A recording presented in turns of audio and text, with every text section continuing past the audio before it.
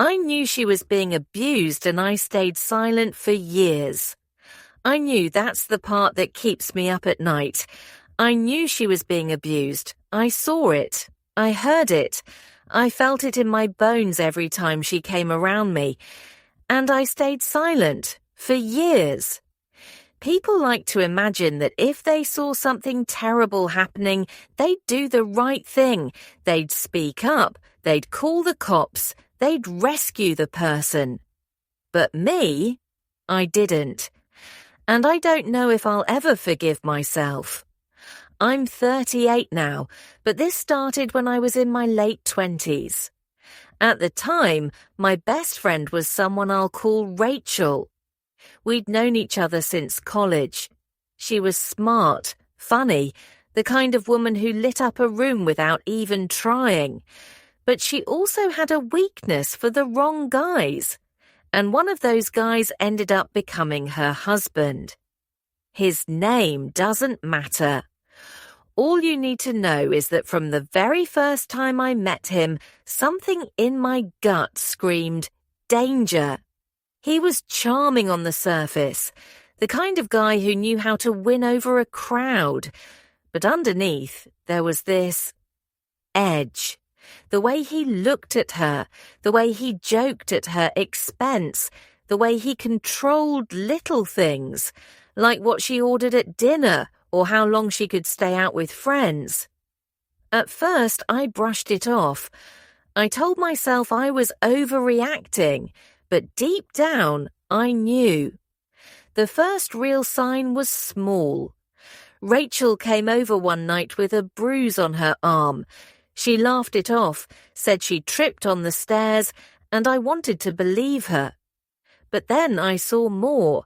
Tiny marks, faded bruises, the way she flinched when someone raised their voice too quickly. One night we were at dinner and her phone rang. She looked at the screen and her face just drained of colour. She answered, whispered something, hung up, and then said she had to go home right now. I asked if everything was okay, and she just said, "He doesn't like when I'm out too late." That was when it clicked. The worst confirmation came when I accidentally heard it. I was on the phone with her, and in the background I heard yelling. Not just yelling, screaming, a man's voice, and then a crash. She whispered, "I'll call you back," and the line went dead. I sat there, phone in my hand, heart racing, knowing exactly what was happening in that house. And I did nothing. This is where people will judge me, and I get it. Why didn't I call the police? Why didn't I barge into her life and drag her out of there? I told myself it wasn't my place, that it was her relationship, her marriage, her business. I told myself if she wanted help, she'd ask for it. But the truth, I was scared. Not scared of him, though maybe I should have been. I was scared of losing her, scared she'd shut me out completely if I pushed too hard, scared of being wrong, even though I knew I wasn't. So I stayed silent. And it wasn't just days or weeks, it was years. Years of watching her fade into someone I barely recognized. She used to laugh with her whole body. Now she smiled like it hurt. She used to dream out loud about her future. Now she only talked about keeping him happy. Every time I thought about saying something, this voice in my head whispered, "Don't! You'll make it worse. You'll lose her." So I kept pretending. I asked safe questions. I offered vague support. And then I'd go home, lie in bed, and hate myself. If you're still watching this, let me ask you, what would you have done, honestly? Would you have stepped in, or would you have stayed quiet like I did? I need to know, because even now, I don't know if I was protecting her or just protecting myself. Drop it in the comments because maybe hearing your perspective will help me understand my own. It all came to a head one night when she showed up at my apartment. It was 2 a.m. She had a split lip, her eyes were swollen, and she looked like she'd been crying for hours.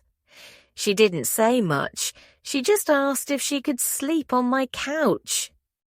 I gave her blankets, made her tea, sat with her in silence. And the whole time, the words burned in my throat. Leave him. Please. You don't deserve this. You're not safe. But I didn't say them.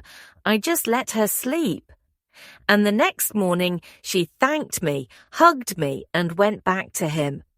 A year later, she ended up in the hospital. Car accident, they said. But I knew. Everyone knew. That was the moment I realized my silence hadn't protected her at all. It had helped keep her trapped. Because every time I stayed quiet, every time I looked away, I was part of the lie. I was part of the silence that let him keep hurting her. It's been nearly 10 years now, and I still carry it with me. Rachel eventually left him. She got out. She's rebuilding her life now piece by piece, but the scars are still there, physical and emotional. We're still friends, but not the same. There's a distance I can't close, because she doesn't know that all those years I knew.